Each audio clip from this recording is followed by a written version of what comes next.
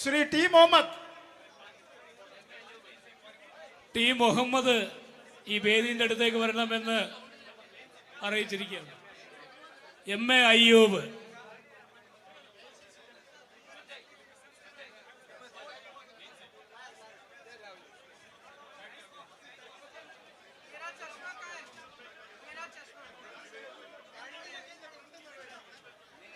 T Muhammad, MA Ayyub, Madakkara Abdulla തെരഞ്ഞെടുപ്പ് committee chairman ഈ വേദിയിലോട്ട് കടന്നു വരേണ്ടതാണ്. KP നുസ്രത്ത്.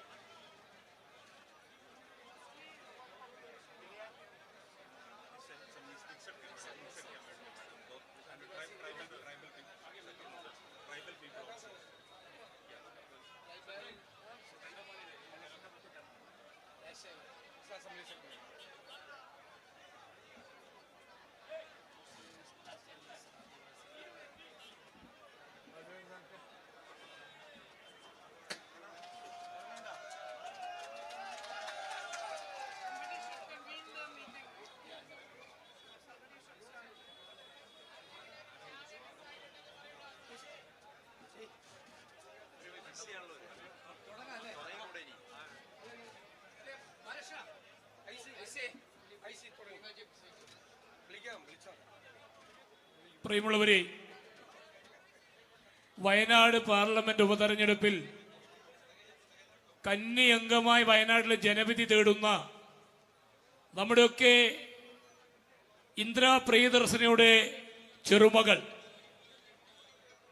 ശ്രീ പെരുമ്പത്തൂരിന്റെ മണ്ണിൽ മനുഷ്യ ബോംബ് പൊട്ടി അസ്ഥി കഷ്ണങ്ങളായി മാറിയ രാജീവ് ഗാന്ധിയുടെ പുത്രി, ഏറെക്കാലം വീട്ടമ്മയായി ഇന്ത്യൻ നാഷണൽ കോൺഗ്രസിന്റെ ദേശീയ പ്രസിഡന്റും MP ആയി ഇന്നും തുടരുന്ന സോണിയാഗാന്ധിയുടെ പുത്രി, നമ്മുടെ പ്രിയപ്പെട്ട രാജ്യത്തിന്റെ പ്രതിപക്ഷ നേതാവ് രാഹുൽ ഗാന്ധിയുടെ സഹോദരി, നമ്മളെല്ലാവരെയും അഭിസംബോധന ചെയ്യുന്നതിന് വേണ്ടി ഈ വേദിയിലേക്ക് നിങ്ങളെല്ലാവരുടെ സമ്മതത്തോടുകൂടി വോട്ടർമാരുടെ, വ്യാപാരികളുടെ, ഓട്ടോ ടാക്സി തൊഴിലാളികളുടെ, ഇവിടുത്തെ ജനാധിപത്യ വിശ്വാസികളുടെ പേരിൽ സ്വാഗതം ചെയ്തുകൊണ്ട് ഈ വേദിയിലോട്ട് ക്ഷണിക്കുകയാണ്.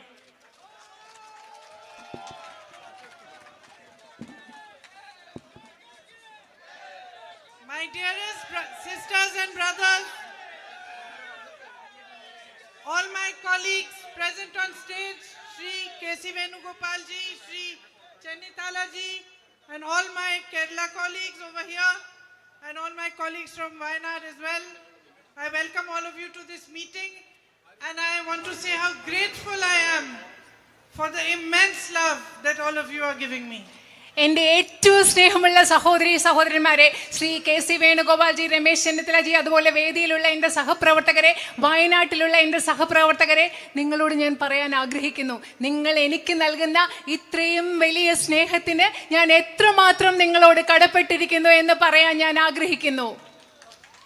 A few days ago, I came to Wayanad to file my nomination papers to become the UDF candidate from Wayanad.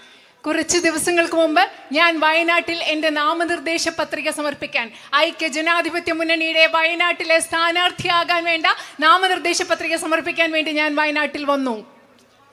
I was arriving in my hotel at around 8 o'clock at night when on this road I saw 3 or 4 people standing, so I stopped and started speaking to them. അന്ന് nomination നാമനിർദ്ദേശ പത്രിക കൊടുക്കാൻ വന്നപ്പോൾ തലേ ദിവസം രാത്രിയിൽ ഞാൻ ഹോട്ടലിലേക്ക് വരുന്ന വഴിയിൽ രാത്രിയായിരുന്നു. ആ സമയത്തിൽ റോഡിൽ 3-4 പേരുണ്ടായിരുന്നു. അവർ നിന്നപ്പോൾ ഞാൻ അവിടെ നിർത്തി. അവരെന്തോ സംസാരിക്കായിരുന്നു, ഞാൻ അവിടെ നിർത്തി. One of them was from the army. അതിൽ ഒരാൾ ആർമിയിൽ നിന്നുള്ള ആളായിരുന്നു. And he spoke Hindi also, so he explained to me that he had traveled all around the country with his job in the army. അദ്ദേഹത്തിന് ഹിന്ദി സംസാരിക്കാൻ അറിയാവുന്ന ഒരാളുണ്ടായിരുന്നു. അദ്ദേഹം എന്നോട് പറയായിരുന്നു, ആർമിയിലായിരുന്ന സമയത്ത് അദ്ദേഹം രാജ്യം മുഴുവൻ സഞ്ചരിച്ച കാര്യം എന്നോട് പറയുകയായിരുന്നു. And he said that my mother wants to meet you. അദ്ദേഹം എന്നോട് പറഞ്ഞു, എൻ്റെ അമ്മയ്ക്ക് എന്നെ കാണണം എന്ന് അദ്ദേഹം എന്നോട് പറഞ്ഞു. But he said she couldn't walk up to here because she has a problem with her leg. പക്ഷെ അദ്ദേഹം പറഞ്ഞു, റോഡിൽ വരെ പ്രിയങ്കജിയെ കാണാൻ വേണ്ടിയിട്ട് റോഡിൽ വരെ വരാൻ അമ്മയ്ക്ക് പറ്റില്ല, കാരണം അമ്മയുടെ കാലിൽ എന്തോ പ്രശ്നമുണ്ടായിരുന്നു, നടക്കാൻ പറ്റില്ല. So I said, take me to your house. And I walked with him towards his house. അപ്പൊ ഞാൻ അദ്ദേഹത്തോട് പറഞ്ഞു, അപ്പൊ ശരി, എന്നാ ഞാൻ നിങ്ങളുടെ വീട്ടിലേക്ക് വരാം, എന്നെ നിങ്ങളുടെ വീട്ടിലേക്ക് കൊണ്ടുപോകും. ഞാൻ അദ്ദേഹത്തിന്റെ കൂടെ അവരുടെ വീട്ടിലേക്ക് നടന്നുപോയി. When I reached his house, it was already dark. And in the veranda of his house, I saw his mother. She was wearing a white long dress. She was waiting. And when she saw me, she had never seen me before. She had never seen me before, but when she saw me, she hugged me and held me as if I was her child. അത് മാത്രമല്ല, ഞാൻ ആ വീട്ടിലേക്ക് നടന്നു പോയപ്പോൾ രാത്രിയായിരുന്നു. ആ സമയത്ത് വരാന്തയിൽ ഞാൻ അദ്ദേഹത്തിൻ്റെ അമ്മയെ കണ്ടു. വെള്ള ഡ്രസ്സിലിരിക്കുന്ന അമ്മയായിരുന്നു. ആ അമ്മ എന്നെ ആദ്യമായിട്ട് കാണുകയാണ്. മുമ്പ് അമ്മ എന്നെ കണ്ടിട്ടേ ഇല്ല. പക്ഷെ എന്നെ കണ്ടപ്പോൾ സ്വന്തം മകളെ പോലെ എന്നെ ആലിംഗനം ചെയ്ത് ആ അമ്മ ചേർത്ത് പിടിക്കുകയായിരുന്നു വയനാട്ടിൽ. And I can truthfully tell you, I did not feel any difference in the way she held me and the way my mother holds me. ഞാൻ നിങ്ങളോട് സത്യസന്ധമായിട്ട് പറയട്ടെ, ആ അമ്മ എങ്ങനെ എന്നെ ആലിംഗനം ചെയ്ത് ചേർത്ത് പിടിച്ചപ്പോൾ എൻ്റെ അമ്മ എന്നെ ആലിംഗനം ചെയ്യുന്നതും ആ അമ്മ എന്നെ ആലിംഗനം ചെയ്തതും തമ്മിൽ ഒരു വ്യത്യാസവും എനിക്ക് തോന്നിയില്ല എന്ന് ഞാൻ നിങ്ങളോട് പറയുകയാണ്. She held my hand and took me in her home. She made me sit down and she put her rosary in my hand. അതുമാത്രമല്ല, ആ അമ്മ എൻ്റെ കൈ പിടിച്ചു എന്നെ വീട്ടിൽ കൊണ്ടുപോയി അവിടെ ഇരുത്തി. അതുമാത്രമല്ല, ആ അമ്മയുടെ കയ്യിലുണ്ടായിരുന്ന കൊന്ത എൻ്റെ കയ്യിൽ വെച്ച് തന്നു. Her name is Frisia and she told me, this rosary you give to your mother. അത് മാത്രമല്ല, ആ അമ്മയുടെ പേരെന്തായിരുന്നു അറിയോ? ഫ്രീസിയ. എൻ്റെ കയ്യിൽ കൊന്ത വെച്ച് തന്നിട്ട് ആ അമ്മ എന്നോട് പറഞ്ഞു, ഈ റോസറി, ഈ കൊന്ത കൊണ്ടുപോയി നിങ്ങളുടെ അമ്മയ്ക്ക് കൊടുക്കണം, അതായത് സോണിയ മാമിന് കൊടുക്കണം എന്നാണ് ആ അമ്മ എന്നോട് പറഞ്ഞത്. I felt like I have not even stepped into Wayanad and I already have a mother here. അത് മാത്രമല്ല, എനിക്ക് എന്താ തോന്നിയെന്നറിയോ? ഞാൻ വയനാട്ടിലോടൊന്ന് കാലെടുത്ത് വെച്ചതേ ഉള്ളൂ, അപ്പോഴേ എനിക്ക് ഇവിടെ ഒരു അമ്മയെ കിട്ടിയെന്നാണ് അന്നത്തെ ദിവസം എനിക്ക് തോന്നിയത്. That is how you made me feel. In നിങ്ങൾ the first moment that I stepped onto your soil. നിങ്ങളുടെ ഈ മണ്ണിൽ, വയനാടിൻ്റെ മണ്ണിൽ ആദ്യത്തെ പ്രാവശ്യം കാലെടുത്ത് വെച്ചപ്പോൾ വയനാട്ടുകാരായി നിങ്ങൾ എന്നെ അങ്ങനെയാണ് എനിക്ക് തോന്നിപ്പിച്ചത്. എനിക്കൊരു അമ്മയെ തന്നതുപോലെയാണ് നിങ്ങൾ എന്നെ തോന്നിപ്പിച്ചത്. When I was sitting next to Frisia and she handed me the rosary, it reminded me immediately of when I was 19 years old.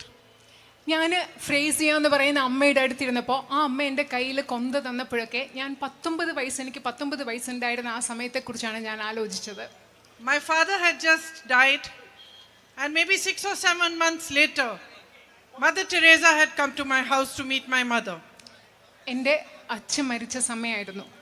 ആ സമയം ഒരു 5-6 മാസം കഴിഞ്ഞ ശേഷം ഒരു പ്രാവശ്യം മദർ തെരേസ എൻ്റെ വീട്ടിൽ എൻ്റെ അമ്മയെ കാണാൻ വന്ന സമയമായിരുന്നു.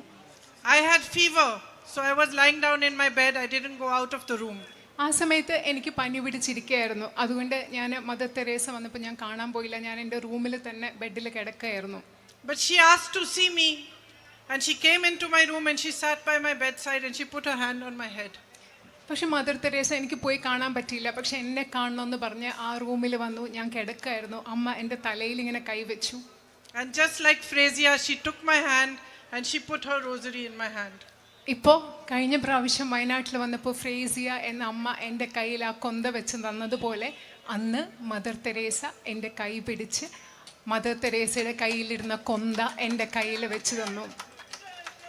And I think she saw that I was suffering because my father had died and I was troubled.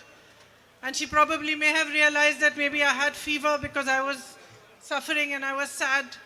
ആ സമയം എൻ്റെ അച്ഛൻ മരിച്ചു കഴിഞ്ഞ സമയമായിരുന്നു. അന്ന് മദർ തെരേസയ്ക്ക് മനസ്സിലായിട്ടുണ്ടാവും ഞാൻ വലിയ ബുദ്ധിമുട്ടിലൂടെ കടന്നു പോവുകയാണ്, ഞാൻ വിഷമിച്ചിരിക്കുകയാണ്, ഞാൻ കഷ്ടപ്പാടിലൂടെ കടന്നു പോവുകയാണ്, അതുകൊണ്ടാണ് എനിക്ക് പനി പിടിച്ചതെന്നൊക്കെ മനസ്സിലാക്കിയിട്ടാവും ഒരുപക്ഷെ ആ കൊന്ത എൻ്റെ കയ്യിൽ വെച്ച് തന്നത്. And she said to me, "You come and work with me." അന്ന് മദർ തെരേസ എന്നോട് പറഞ്ഞു, എൻ്റെ കൂടെ വന്ന് പ്രവർത്തിക്കുമെന്ന് പറഞ്ഞു. So about 5 or 6 years later, after I got married and I had my own home, I went to work with Mother Teresa sisters in Delhi. വിവാഹം കഴിഞ്ഞ് 5-6 വർഷങ്ങൾക്ക് ശേഷം എൻ്റെ വിവാഹം കഴിഞ്ഞ് എനിക്ക് സ്വന്തം കുടുംബമൊക്കെ ആയ ശേഷം മദർ തെരേസയുടെ സിസ്റ്റേഴ്സ് ഓഫ് ചാരിറ്റിയോടൊപ്പം പ്രവർത്തിക്കാൻ വേണ്ടി ഞാൻ ഡൽഹിയിൽ പോയി. So I started, my job was to teach the little children there some English and some Hindi. എൻ്റെ ആദ്യത്തെ അവിടുത്തെ തൊഴിൽ മദർ തെരേസയുടെ സന്യാസ സമൂഹത്തോട് ചേർന്ന് പ്രവർത്തിക്കുമ്പോൾ അവിടെയുള്ള കൊച്ചു കുട്ടികളെ ഇംഗ്ലീഷ് പഠിപ്പിക്കുക, ഹിന്ദി പഠിക്കുക എന്നൊക്കെയുള്ള ജോലി ചെയ്താണ് ഞാൻ അവിടെ തുടങ്ങിയത്. This is the first time that I'm talking about this in public, but it has a context. ഞാൻ ജീവിതത്തിൽ ആദ്യമായിട്ടാണ് ഒരു പൊതുവേദിയിൽ ഇത്തരം കാര്യങ്ങളെക്കുറിച്ച് ഈ കാര്യങ്ങളൊക്കെ പറയുന്നത്. പക്ഷേ ഇന്ന് നിങ്ങളോട് അത് പറയാൻ ഒരു സാഹചര്യമുണ്ട്.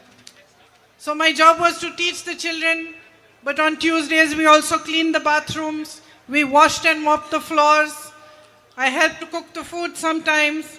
Sometimes we taught them how to paint, sometimes we took them for outings.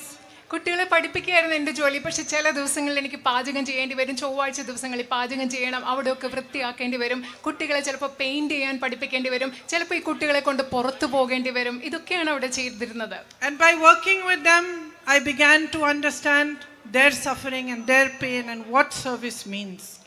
അവരോടൊപ്പം പ്രവർത്തിക്കുമ്പോൾ, മദർ തെരേസയുടെ സന്യാസ സമൂഹത്തോടൊപ്പം പ്രവർത്തിക്കുമ്പോൾ എനിക്ക് മനസ്സിലായി കഷ്ടപ്പാട് എന്താണ്, ദുഃഖം എന്താണ് എന്ന് മനസ്സിലായി. അതുപോലെ സേവനം എന്താണ് എന്ന് എനിക്ക് ആ സമയത്ത് മനസ്സിലായി. And how a community can support those who have less, those who are suffering, those who are in trouble.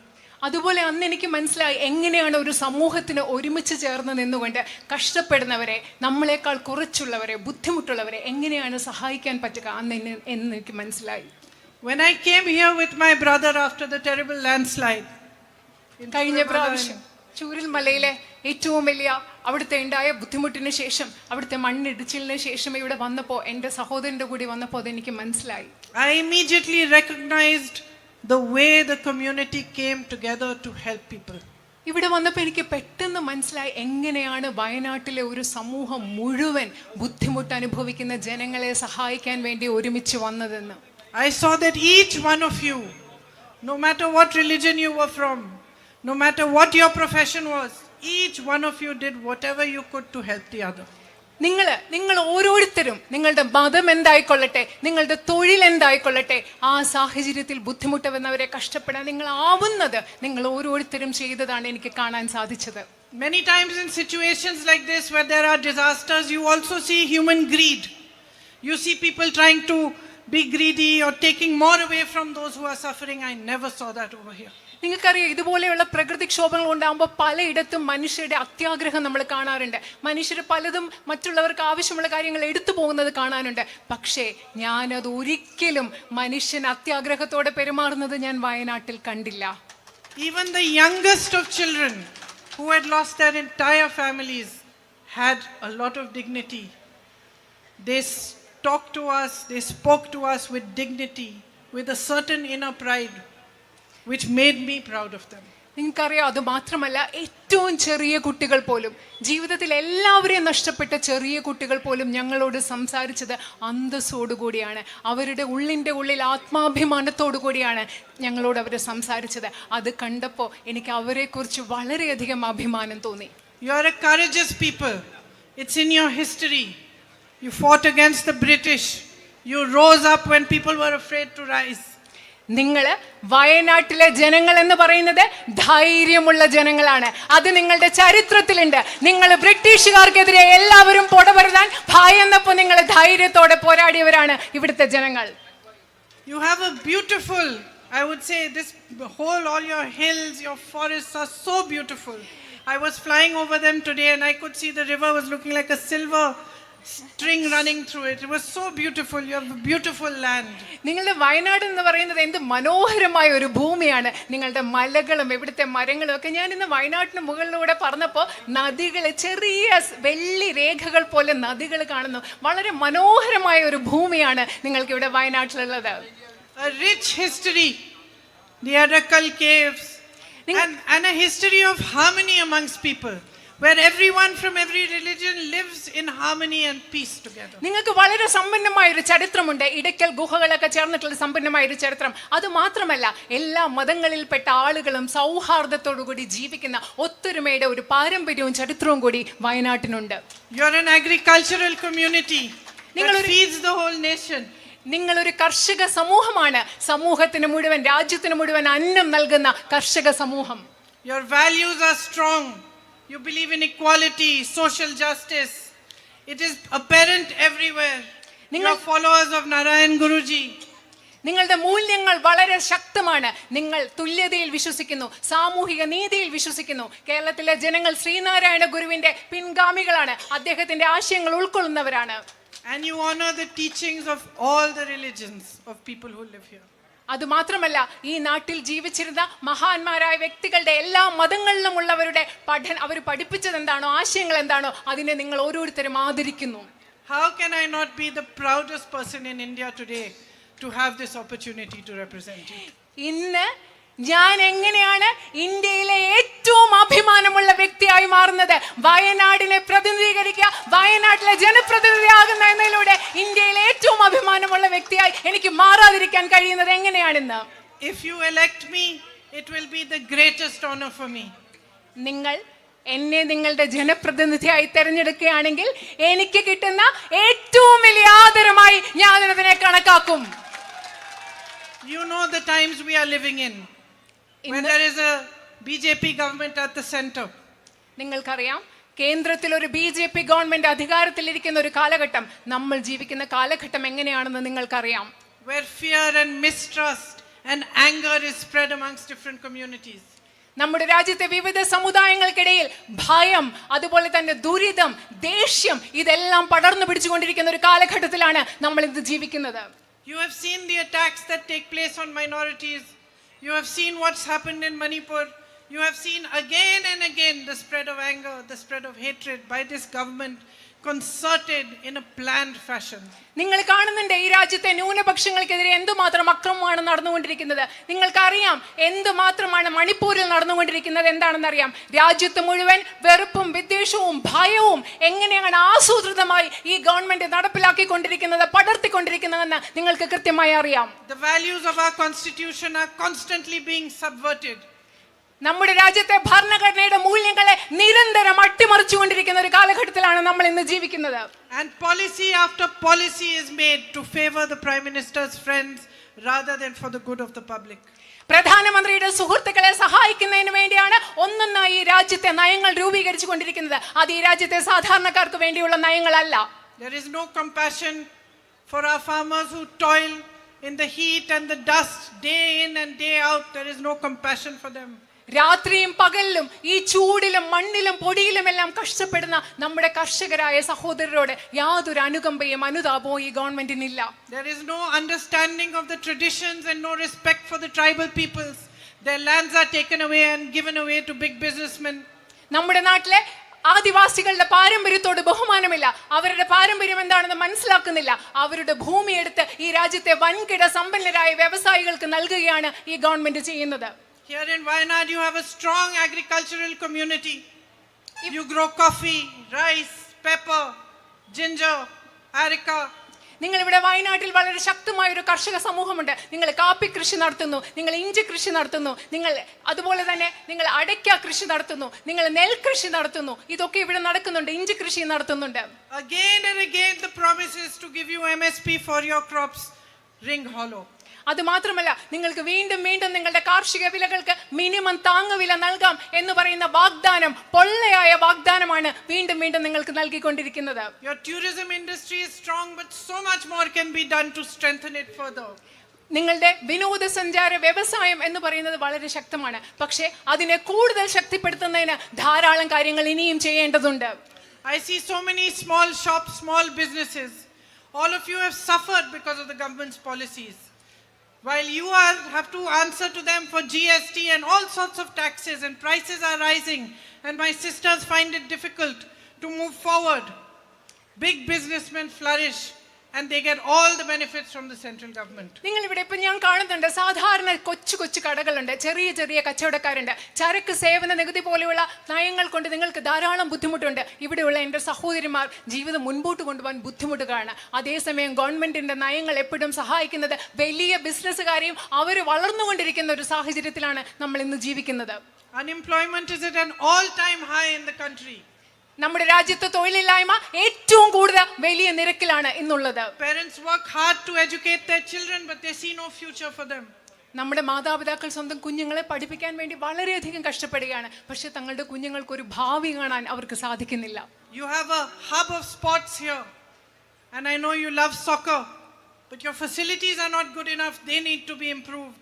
New opportunities need to be created for all these young boys who train so hard and work so hard to play for their state, to play for their country. എനിക്കറിയാം വയനാട്ടിലുള്ള നിങ്ങൾക്ക് sports, കായിക വിനോദങ്ങൾ വളരെ ഇഷ്ടമാണ്, football വളരെ ഇഷ്ടമാണ്. പക്ഷെ ഇവിടെ കൂടുതൽ സൗകര്യങ്ങൾ ഉണ്ടാകേണ്ട ആവശ്യമുണ്ട്. നമ്മുടെ രാജ്യത്തിന് വേണ്ടി, സംസ്ഥാനത്തിന് വേണ്ടി ഒക്കെ കളിക്കാൻ തയ്യാറായി നിൽക്കുന്ന ചെറുപ്പക്കാർക്ക് വേണ്ടി കൂടുതൽ സംവിധാനങ്ങൾ ആ മേഖലയിൽ ഉണ്ടാകേണ്ട ആവശ്യമുണ്ട്. And over the years, because of the change in the kind of crops you are growing, you have developed a water issue here as well that needs resolution. അത് മാത്രമല്ല, നിങ്ങൾ വർഷങ്ങളായി പലതരത്തിലുള്ള വിളകൾ നിങ്ങൾ കൃഷി ചെയ്യുകയാണ്. അതുകൊണ്ട് നിങ്ങൾക്ക് ജലവുമായിട്ട് ബന്ധപ്പെട്ട്, ജലസേചനവുമായി ബന്ധപ്പെട്ട ഒരു പ്രശ്നമുണ്ട്. അതും പരിഹരിക്കേണ്ടതുണ്ട് എന്ന് എനിക്കറിയാം. The tribal community needs access to healthcare, needs better access to education. You need better houses.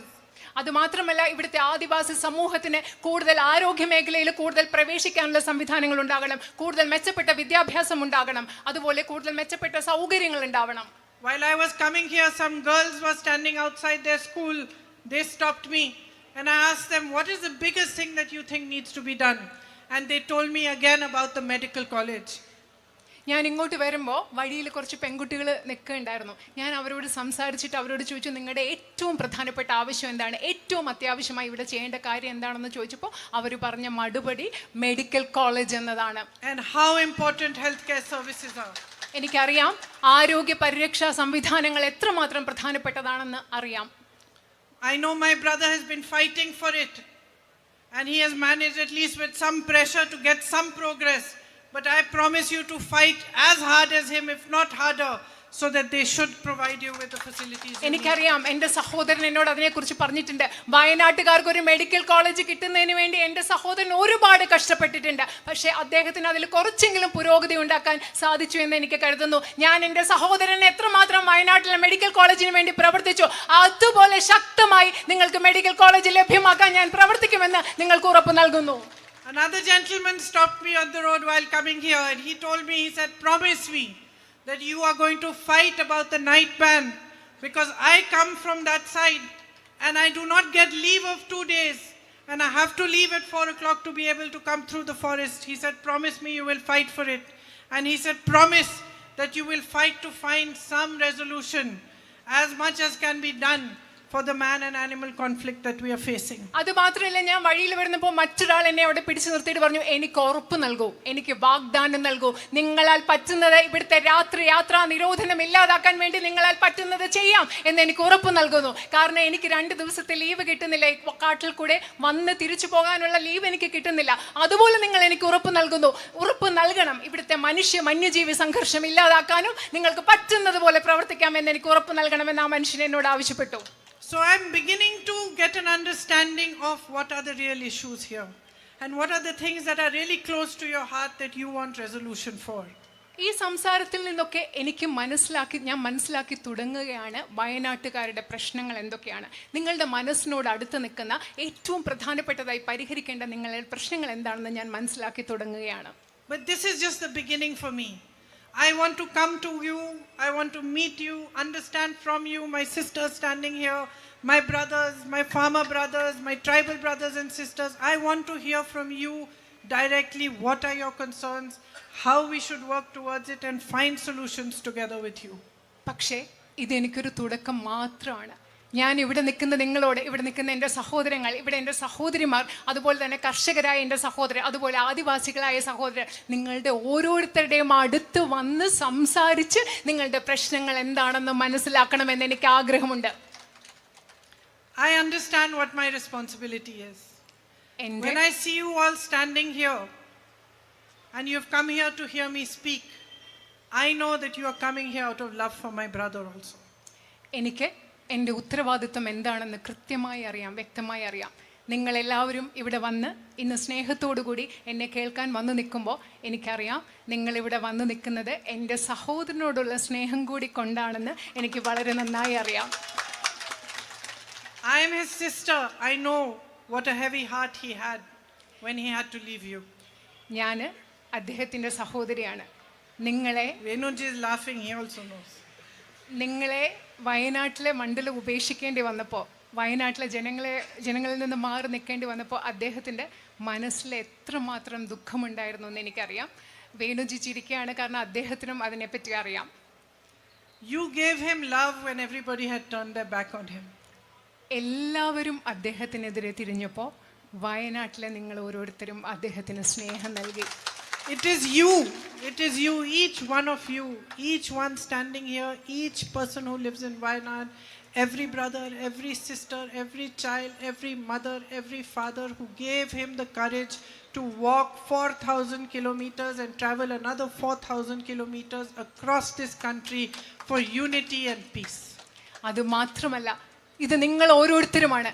വയനാട്ടിലെ നിങ്ങൾ ഓരോരുത്തരുമാണ്. വയനാട്ടിലെ ഓരോ അച്ഛനും, വയനാട്ടിലെ ഓരോ അമ്മയും, വയനാട്ടിലെ ഓരോ കുഞ്ഞും, വയനാട്ടിലെ ഓരോ കർഷകരും, നിങ്ങൾ ഓരോരുത്തരുമാണ് ഈ രാജ്യത്തിൻ്റെ 4000 കിലോമീറ്റർ ഈ രാജ്യം മുഴുവൻ നടക്കാൻ, മറ്റൊരു 4000 കിലോമീറ്റർ ഈ രാജ്യം മുഴുവൻ നടക്കാൻ, ഈ രാജ്യത്തിൻ്റെ ഐക്യത്തിനും സ്നേഹത്തിനും വേണ്ടി പോരാടാനുള്ള ധൈര്യം എൻ്റെ സഹോദരന് നൽകിയത് വയനാട്ടുകാരായ നിങ്ങൾ ഓരോരുത്തരുമാണ്. He has a deep relationship with you. He even tells me, not just in public, in private also he tells me that you are his family. He does not treat you like an electorate, he treats you like a family. അദ്ദേഹത്തിന് നിങ്ങളോട് വളരെ ആഴത്തിലുള്ള ഒരു ബന്ധമുണ്ട്. പൊതുവേദിയിൽ മാത്രമല്ല, സ്വകാര്യമായിട്ട് അദ്ദേഹം എന്നോട് പറയും. നിങ്ങളെ അദ്ദേഹം കാണുന്നത് അദ്ദേഹത്തിന് വോട്ട് ചെയ്യുന്ന സമ്മതിദായകരായിട്ടല്ല, അദ്ദേഹത്തിൻ്റെ മണ്ഡലത്തിലെ ആളുകളായിട്ടല്ല, വയനാട്ടുകാരെ സ്വന്തം കുടുംബമായിട്ടാണ് അദ്ദേഹം കാണുന്നത്. Today we are fighting a very big battle. ഇന്ന് നമ്മൾ വലിയൊരു യുദ്ധമാണ്, നമ്മൾ ഇന്ന് പോരാട്ടമാണ് നമ്മൾ ഇന്ന് നടത്തിക്കൊണ്ടിരിക്കുന്നത്. And he is leading that battle. ആ യുദ്ധം, ആ പോരാട്ടത്തെ നയിക്കുന്നത് എൻ്റെ സഹോദരനായ അദ്ദേഹമാണ്. And all of us are fighting for the values on which this country was built. നമ്മൾ എല്ലാവരും ഇന്ന് പോരാടുന്നത് ഈ രാജ്യം ഏത് മൂല്യങ്ങളുടെ അടിസ്ഥാനത്തിലാണോ നിർമ്മിക്കപ്പെട്ടിരിക്കുന്നത് ആ മൂല്യങ്ങൾക്ക് വേണ്ടിയാണ്. We are fighting for the values of our constitution. നമ്മൾ നമ്മുടെ ഭരണഘടനാ മൂല്യങ്ങൾക്ക് വേണ്ടിയാണ് ഇന്ന് പോരാടിക്കൊണ്ടിരിക്കുന്നത്. Today we are fighting for democracy. നമ്മൾ ജനാധിപത്യത്തിന് വേണ്ടിയാണ് ഇന്ന് പോരാടിക്കൊണ്ടിരിക്കുന്നത്. Today we are fighting for equality. നമ്മൾ ഇന്ന് തുല്യതയ്ക്ക് വേണ്ടിയാണ് പോരാടിക്കൊണ്ടിരിക്കുന്നത്. Today we are fighting for the truth. നമ്മൾ ഇന്ന് സത്യത്തിന് വേണ്ടിയാണ് പോരാടിക്കൊണ്ടിരിക്കുന്നത്. And each one of you is an important soldier in this fight. ഈ പോരാട്ടത്തിൽ ഇവിടെ നിൽക്കുന്ന നിങ്ങൾ ഓരോരുത്തരും ഇതിലെ ഓരോ പോരാട്ടത്തിലെ ഒരു പ്രധാനപ്പെട്ട ഭടനാണ് എന്ന് പറയാൻ ഞാൻ ആഗ്രഹിക്കുന്നു. So please understand that along with me you also have a responsibility towards your country. നിങ്ങൾ പ്രധാനപ്പെട്ടതായി ഒന്ന് മനസ്സിലാക്കുക, എന്നോടൊപ്പം നിങ്ങൾക്ക് ഓരോരുത്തർക്കും ഈ രാജ്യത്തോടൊരു വലിയ ഉത്തരവാദിത്വമുണ്ടെന്ന് നിങ്ങൾ മനസ്സിലാക്കുക. Because if there is a time to stand for what is right, if there is a time to stand for the truth, if there is a time to stand up for democracy, it is now. എപ്പോഴെങ്കിലും ഈ രാജ്യത്ത് സത്യത്തിന് വേണ്ടി നിൽക്കേണ്ട ഒരു സമയമുണ്ടെങ്കിൽ, എപ്പോഴെങ്കിലും ഈ രാജ്യത്ത് ശരിക്ക് വേണ്ടി നിൽക്കേണ്ട ഒരു സമയമുണ്ടെങ്കിൽ, എപ്പോഴെങ്കിലും ഈ രാജ്യത്ത് ജനാധിപത്യത്തിന് വേണ്ടി നിൽക്കുന്ന ഒരു സമയമുണ്ടെങ്കിൽ അത് ഇന്നാണ്, ഈ സമയമാണെന്ന് നിങ്ങളോട് പറയാൻ ഞാൻ ആഗ്രഹിക്കുന്നു. And each one of you with this one vote of yours can stand up for the right thing. നിങ്ങൾക്ക് ഓരോരുത്തർക്കും ലഭ്യമായ ഈ ഒരു വോട്ട് കൊണ്ട് എന്താണ് ശരി, ആ ശരിക്ക് വേണ്ടി നിലനിൽക്കാൻ സാധിക്കും. So somebody asked me, one journalist, while I was coming here, what is your expectation, Priyanka ji? ഞാൻ ഇങ്ങോട്ട് വരുമ്പോൾ ഒരാൾ ചോദിച്ചു, ഒരു പത്രപ്രവർത്തകൻ എന്നോട് ചോദിച്ചു, പ്രിയങ്ക ജി താങ്കളുടെ പ്രതീക്ഷ എന്താണ്? And he was saying so many lakh votes and so many lakh votes. That is not my expectation. അദ്ദേഹം പറയായിരുന്നു ഇത്ര ലക്ഷം വോട്ടുകൾ. ഞാൻ പറയാം എൻ്റെ പ്രതീക്ഷ അതൊന്നുമല്ല. My expectation is simply that you look within your hearts.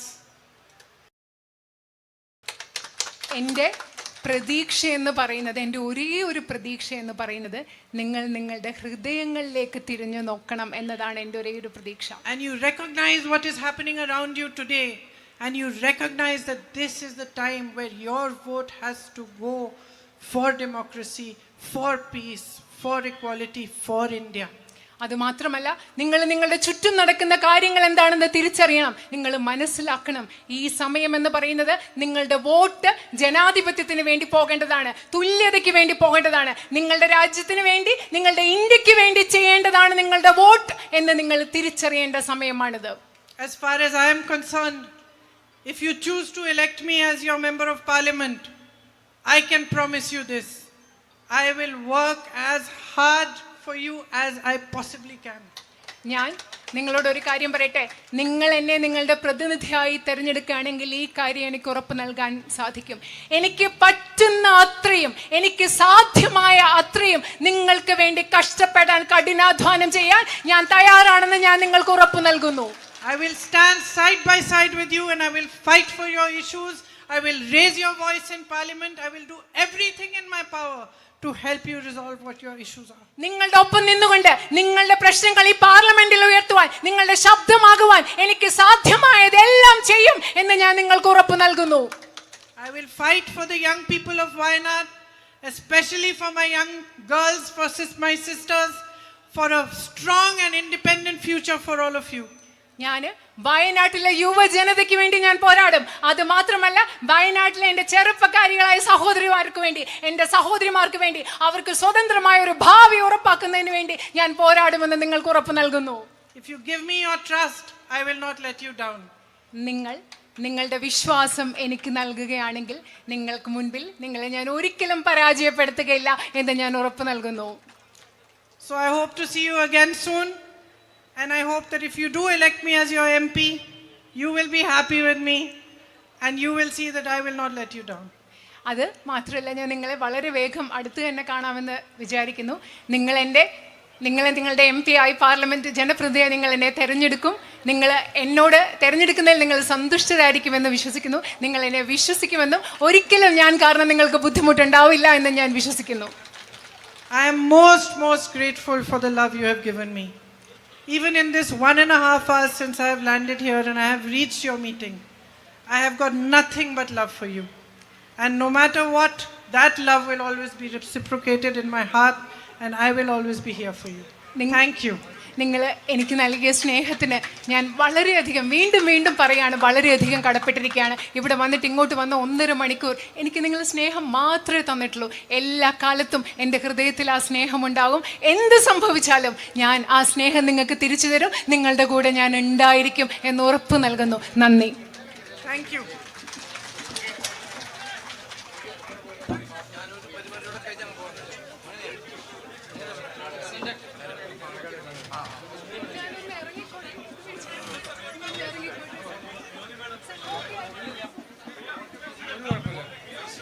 പ്രിയമുള്ളവരെ, നമ്മുടെ പ്രിയങ്കരിയായ പ്രിയങ്ക ഗാന്ധി നമ്മോട് ഓരോരുത്തരും വന്ന് നേരിട്ട് വോട്ട് ചോദിക്കുന്നതിന് വേണ്ടിയിട്ടാണ് ഇവിടെ എത്തിയിട്ടുള്ളത്.